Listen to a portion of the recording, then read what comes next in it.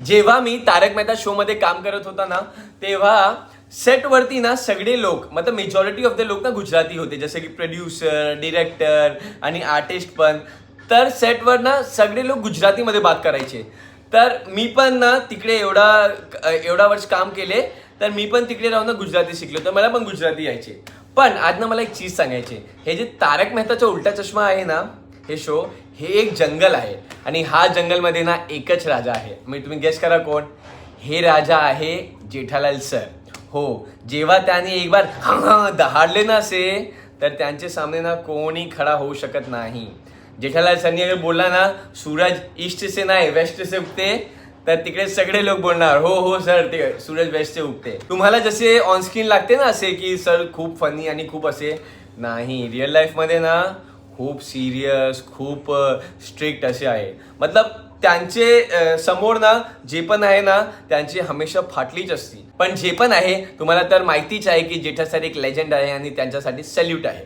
पण सेटवरती ना एवढे आर्टिस्ट आहे, पण जे माझे पर्सनल फेवरेट होते ना आहे म्हणजे की ते होती माधवी मॅम आणि भिडे सर. मला ना भिडे सर आणि माधवी मॅमचा सीन करण्यामध्ये ना खूप मजा येते, खूप मजा येते. आणि तुम्हाला माहिती आहे मी ना माधवी मॅम बरोबर ना असेच बात करतो, जसे मी असे ते मला बोलायला येत नाही तरी पण मी असे उलटे सीधे मराठीमध्ये बात करायचे. जेव्हा जसे भिडे सर आणि माधवी मॅमचा सीन चालत आहे, हो, तर मास्टर झाला आणि क्लोज साठी जेव्हा फक्त भिडे सरचा सीन लागला आहे आणि माधवी मॅम सेटवरती नाही आहे, तर मला क्यू द्यायला लागते. म्हणजे की भिडे सरचा डायलॉग भिडे सर बोलते आणि माधवी मॅमचा डायलॉग मी बोलणार. जसे की अहो सोनू कुठे आहे, ती कॉलेजला गेली का, तर भिडे सर त्यांचा डायलॉग बोलणार. तर माझ्या ना क्यू द्यायचे हे काम होते. जसे की नट्टू काकाचा सीन लागलाय, तर मी बागा सरचा डायलॉग बोलायचे, नट्टू काका बावरीजी कहाँ है.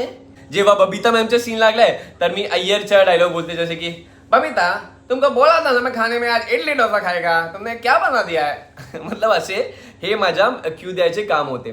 पण मला ना खूप डाट पडला आहे आणि सबसे ज्यादा जे मला डाटला आहे ना तो आहे भिडे सर. तो माझा फेवरेट होते, पण तरी पण मला खूप डाटते, कारण त्यांना परफेक्शन पाहिजे. जेव्हा क्यू देते ना तर परफेक्ट डायलॉग बोला. आणि मी ना फंबल मारायची, तर मला खूप डाट पडला आहे. असेच ना खूप सारे स्टोरीज आहे माझे तारक मेहतामध्ये, पण तो मी सगळे सांगू शकत नाही. आजसाठी एवढंच. Tata bye.